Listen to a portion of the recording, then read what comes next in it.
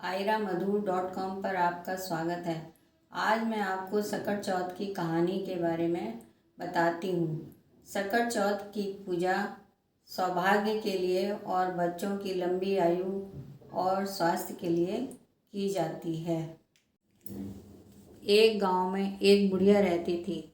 उसके एक ही पुत्र था। उसी गांव में एक कुम्हार था जो मिट्टी के बर्तन बनाता था। वह बार बार बर्तनों को पकाने के लिए अबा लगाता, लेकिन वह उसमें सफल नहीं हो पाता था। बर्तन पकते ही नहीं थे। वह राजा के पास गया और अपनी परेशानी उसने राजा को बताई। राजा ने अपने पंडित को बुलाया और उससे पूछा, पंडित जी बताइए क्या कारण है, अबा क्यों नहीं लग रहा है। पंडित जी ने कहा कि जब अबा आप लगाएं तो गांव के एक लड़के को उसमें बिठा दें। एक लड़के की बलि देनी होगी, तभी बर्तन पकेंगे। राजा ने आज्ञा दी कि हर साल गांव में परिवार से एक लड़का अबा में बैठाया जाए। अब गांव वालों ने ऐसा करना शुरू कर दिया। इस बार बुढ़िया के बेटे को अबा में बैठाया जाना था। वह बहुत परेशान थी। इस वर्ष उसने साल भर चौथ के 23 व्रत निर्जला किए और भगवान गणेश की पूजा की।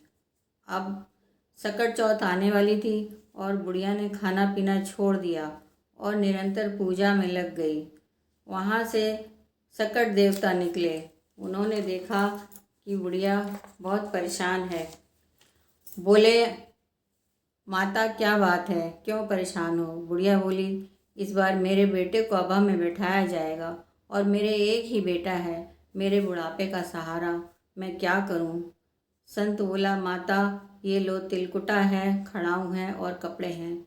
ये तिलकुटा बेटे के हाथ में दे देना, कपड़े पहना देना और खड़ाऊ पहना देना और उससे कहना कि जाप करता रहे, हे सकट नारायण संकट काटो, सकट नारायण संकट काटो। जाप को बराबर करता रहे, बंद ना करे।